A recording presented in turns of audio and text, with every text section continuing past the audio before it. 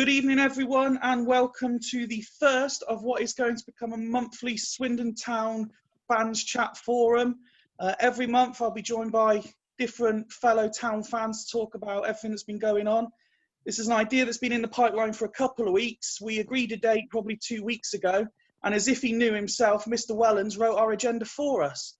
So without further ado, let me introduce you to the guys who have joined me for this first episode. We have Ben. Good evening, sir. Evening. How you doing? Got Joe with us as well. How are you doing? I'm all right, thanks. And we've got Adam. How are you, pal? Good evening. Yeah, not too bad, you? Yeah, very well. Thank you all for joining me for this first one. So yeah, as I said in the little intro there, the first question is quite obvious. Ben, I'll come to you. What's your reaction to Wellens leaving? Are you disappointed? Yeah, disappointed but not surprised, really. It's something that Swindon fans have probably been anxious about since the start of the season and all the uncertainties that have been going on. He was our sort of jewel in the crown at the side, and he'd been fancied and touted by quite a few clubs even last season. So, when Gary Alexander got sacked from Salford, my immediate thoughts, and I even tweeted this, watch him go hard on Wellens. They took longer than I thought, a lot longer than I thought. I wasn't 100% at Wellens would just go. I'm disappointed the way he did go and the timing of it, but I'm not surprised. But it is what it is. It's been tough, and it is what it is. I'm in completely the same boat as you. I obviously live up in Leicestershire, and guys at work have been asking me and stuff. And I said it doesn't surprise me in the slightest. As soon as sort of the even the rumour started, I was fully expecting him to go. I agree it took longer than expected, but so yeah, I'm disappointed, but like you, not surprised. Joe, what were your thoughts when you first heard it? Much the same, not surprised? No, I think the painful thing is the fact that he's gone to such a small club, really. I mean, I know their resources are massive and, people they're owned by, but in the general stature of football, they're obviously, in comparison to Swindon, they're a really small club. So I tweeted a lot of stuff the last few days. Most of that's probably out of anger, really. But I think that, a lot of the reaction is because of how much we liked him and, what a good job he done for us. And I think that was a lot of the emotion the last couple of days was just genuine upset, really. I think that's the point, isn't it, Adam? It's the reason the fans have taken this badly, for want of a better phrase, is because of how much he was liked and respected by the fan base. Yeah, definitely, without a doubt, to be honest. I think... I was disappointed. I also think it's a bad move for him. I know Salford have got the owners that they've got, but I just feel that the way that I felt initially was, why are you taking a step back into League Two?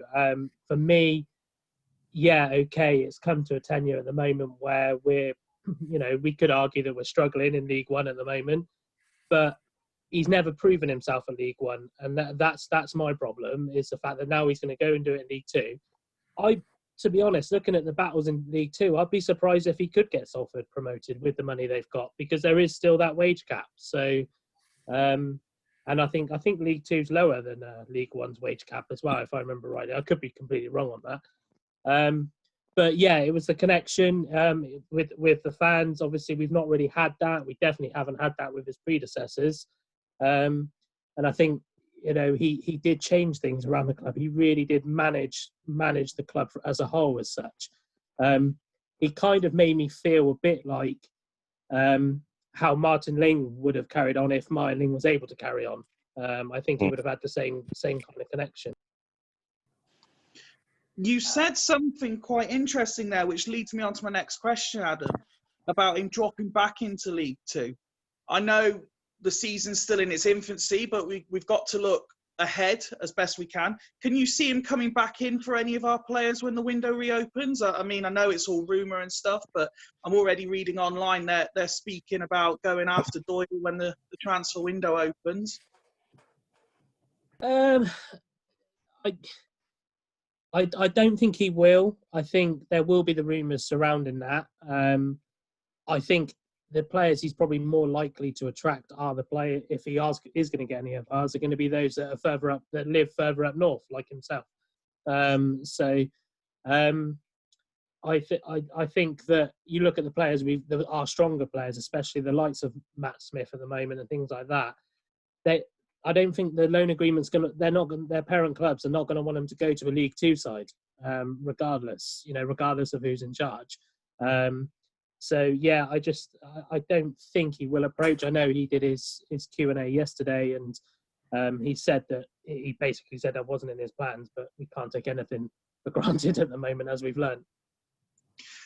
Joe, looking again, as I say, looking ahead, who would you like? What is next for Swindon? Do you think it will be Hunt and Co, or can you see someone coming in from outside? Well, who would I like? Probably Pochettino would do the job, wouldn't he? But realistically, I think give Noel Hunt a fair chance. I think he knows the players. I think he's got a similar sort of philosophy, style of play. And the thing is now under Wellens, he's built this team to play in a certain way. You can't go getting a manager in this gonna try and do something completely different. So, why not give it to Noel Hunt till January, say, and see how he's doing. And if we are to go to someone that's not currently involved with the club, Ben, what names have you seen? What names would you like? I think you've touched on, or I've seen names before. I don't know how realistic they are. Someone like Tisdale, who's done tremendously well at Exeter. Again, you've got, if we could swap with Salford, again, this is Gary Alexander. We could go through player route. I think at the start, Matty Taylor's name was mentioned, and he done his badges whilst at Swindon, and I knew that he said that he wanted to go into management at some point, so he possibly could be an option. I read about Michael Carrick. He would be unbelievable, but I think maybe for him it's the wrong time for a club like Swindon, that we probably would need someone who is experienced at, organising teams, because though I think we've got enough goals to keep us stable, can't keep a clean sheet to save our lives at the minute. I think Plymouth, that first half, was probably the worst we've defended I've seen for a long, long time. It was awful. I think every time they looked like attack, they were going to score, and we looked like we're going to throw it in. And I think we've got a keeper and a back four really devoid of confidence. So I think we need, and that's my only actually reservation about Hunt, is does he have the ability to stop the rot at the back? And do we need fresh blood, someone who's an organiser, to go in there and just go, right, might be a few 0-0s, might be a few 1-0s, but we stop losing, we pick up draws, we guarantee safety, and then we build up from there. But if we can afford one of them, I'm not too sure. Let's turn away from Wellens now. He's in the past. Let's look at what else is going on at the county ground at the minute. We haven't yet managed a draw in the league. We have scored more, with the exception of Burton, than anyone up to 11th in the league. So scoring goals, as we probably expected, isn't necessarily the problem. However, there's only two sides conceded more than us. So as you alluded to there, Ben, defence is the problem. We're still, and I'm mindful of saying, we're still in the infancy of the league to an extent. We're not 10, 15, 20 games in at this point. Are you concerned with our league position and form? Yeah. Yeah, I quite positive about we'll be all right in the long run. I'm concerned that we are short in midfield, though I think with Wellens leaving, that could be a plus point when it comes to getting, who's that lad from, he's gone to Wigan? Matty Palmer. I think he'll come back and strengthen things up, and maybe if there was a problem, because he never got given a chance. So maybe if you come back and give him a bit of confidence, and maybe he could fit into the team. We need another striker. We have lots of defensive options, which is injured. there's a lot of injuries. So if they come back, if Lydon can stay fit, Conroy can stay fit, I think we'll be all right. But I think there's some surgery needed in January. I think we'll be all right. Do you agree with that assessment, Adam? Yeah, I think, I definitely agree with that assessment. I think it does relate to who we get in as a manager as well. I think, like Ben said, we might bring in a manager who's organised and has, can bring those clean sheets. But the problem is, I think we would almost lose that identity that we've worked quite hard to create over the last couple of seasons. I personally, I've been coaching myself for a long time, and I personally am a person who likes to just outscore the opposition as opposed to try and keep them out. And I prefer watching that style of football. But I think I think we have been plagued with injuries. I think it's been a disappointing start. There's been a lot of errors, as Wellens has said many, many times. There was a lot of errors. I don't want to slag him too much off because he's a keeper, but I'm not a fan of Kovac at all. I don't think he's strong enough. I think he might be. He could be somewhere down the line. But yeah, I just look at some of the goals we've conceded, and I think that's our biggest problem at the moment is teams are now knowing they just need to attack against us and they're guaranteed to score. So now they're trying to outscore us. And where we're missing that striker that might get us a goal every game or 2 goals every 3 games or whatever, we can't quite get to that level yet. Similar to Ben, I'm not concerned. I don't think we'll go down. I think we've still got a strong enough squad to stay in the mid-table. But I think it'd be interesting if Broadbent comes back properly. And when Conroy's back, I'd still quite like to see those 2 play at the back together. And obviously with the experience of Cadiz out there as well. But it's just, I think we've just been plagued with injury. I think we've been incredibly unlucky, if I'm honest. Joe, something Adam said there, which I think Swindon represent what's going on in wider football, whether it's top of the Premier League down into non-league. Do you think there are so many mistakes? The reason has anything to do with no fans there? I mean, yes, the likelihood is if the fans were there, they'd be getting on people's backs for the mistakes. But might the fans being there eradicate some of the mistakes because the concentration levels might increase? Yeah, I think that's exactly right. And I think a lot of the players that have been interviewed on radio and things, they've all said it is hard to concentrate. You go a goal up and normally you'd have the crowd behind you for 10, 15 minutes and you just don't have that. And the other team comes straight for you again. And, whereas, you get a team penned in their box and the crowd is shouting and cheering and doing everything else. It's easy for teams to kill the game, kick the ball away, walk slowly to get it. Everyone's back in position. There's no noise. There's just no sort of pressure really. But yeah, I think touching on the defensive issues, I think individually we've got some terrific, really, really good defenders. But the trouble is Conroy, Friars, Baudry, Broadbent, you can't get them on the pitch. And we're left with Odemeo, who, to be fair, looks a really good prospect, but is he really ready to be playing 30 games a season? Not sure. And then it's one of whoever else is fit to play with him, basically. Away from the league, this weekend it's the return of the FA Cup. We don't always, very rarely, in fact, Rarely. have anything that resembles a cup run. I'll start with Ben. Are you feeling confident of getting a result? And can we perhaps, would the year where there's no fans to watch it be the year we have a cup run? It would be sod's law, wouldn't it? I actually do think we'll win tomorrow. Yes, tomorrow. I actually do think we'll win tomorrow. But the fact that the club has been in such a low ebb, and I think the fact that there is no fans there and it's a big open pitch, I think actually will count in our favour. Because it would, you'd think that Darlington would usually play up. If it was in front of 6,000-7,000, Darlington would feed off that and play above themselves.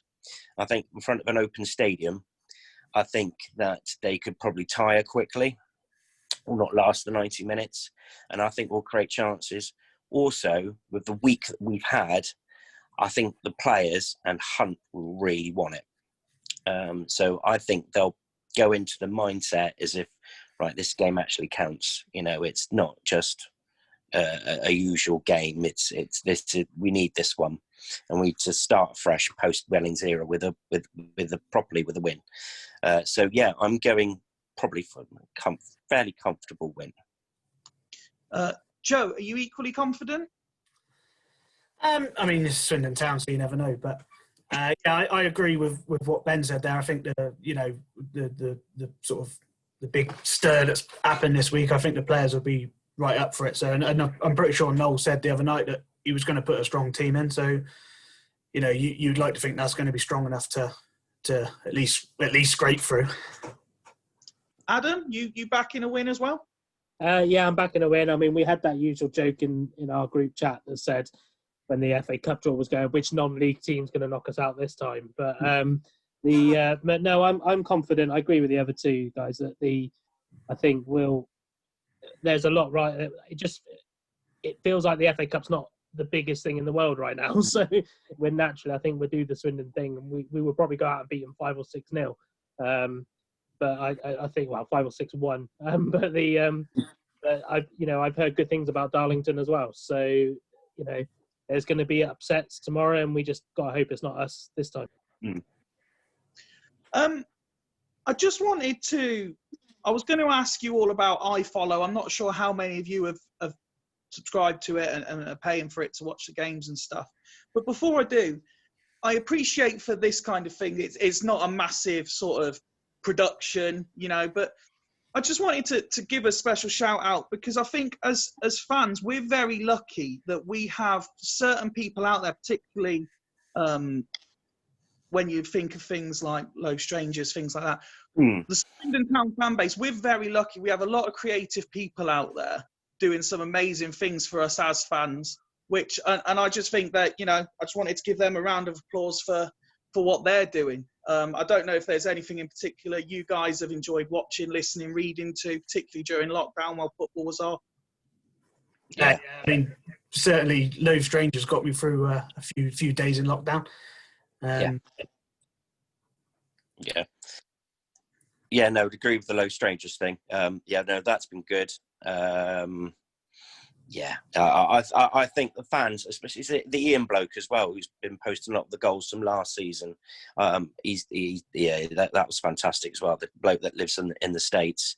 We've got quite a good fan base when it comes to that, because with the decline of other outlets such as the Adver and everything that's gone through there, I think the fans have been, the fans are quite good. The opportunity to watch goals and games and everything it's been good.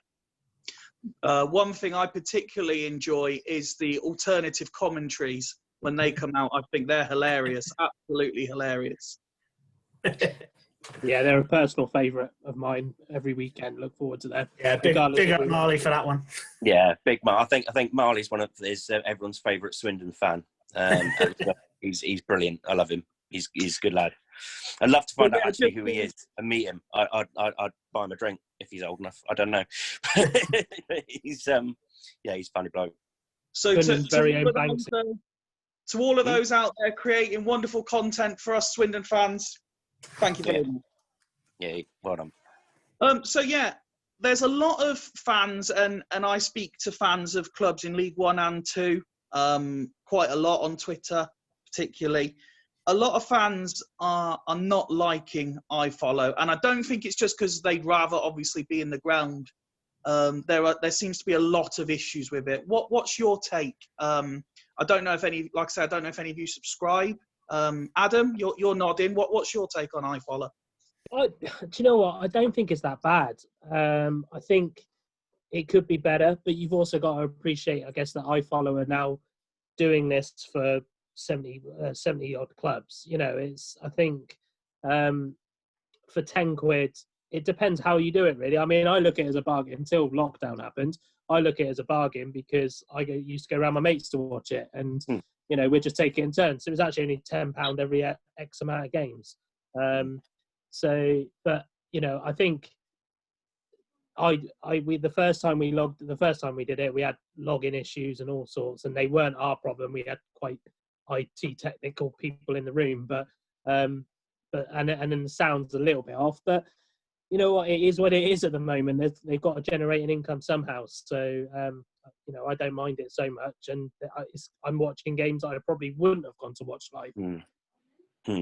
Yeah, no, I echo that. I've had no issues really with I follow. Occasionally, is that, you know, the sound goes a little bit, but I think it's a godsend. I think it's a lifesaver. It's a chance to keep up with the football, chance for my son to watch football, keep his interest going as well. Yeah, no, I've got no complaints with that. I think it's a godsend. I think it's a bargain as well at £10, cracking price. Especially when you consider the random new pay-per-view thing in the Premier League as well, I suppose, Joe, which they've announced. Have they announced they're either dropping it or withdrawing it after the international break because they've realised that people don't want to pay £15 to watch Fulham 0, West Brom 0? Nah, exactly, and well, that's just Sky being greedy, isn't it, really? But I'm the same as the two other guys. I mean, I'm a season ticket holder, so I effectively get mine for free. But I've had no buffering, no issues at all. The only issue really is BBC Wiltshire's commentary, but that's another point. Listen, guys, as first shows go, I just want to again thank you all for joining me. Hopefully, people watching this, if you want to come on next month, just find @FifeyO7 on Twitter and let me know. Hopefully, we'll see you guys on again soon. Hopefully, we'll win tomorrow. We'll get the manager that will march us on up the league. Everything will be positive. For anyone watching, whether you agree or disagree with anything we've said, just let us know. This video will be going out on Facebook. It will be going out on Twitter. Engage with us. Let us know what you think. And you're more than welcome, as I say, to come on next time. But Ben, Joe, Adam, thank you very much. Thanks, everyone. Stephen Nussel. Come on, you Reds. You Reds. Cheers. Cheers, mate. Cheers, Take it easy. bye. Bye.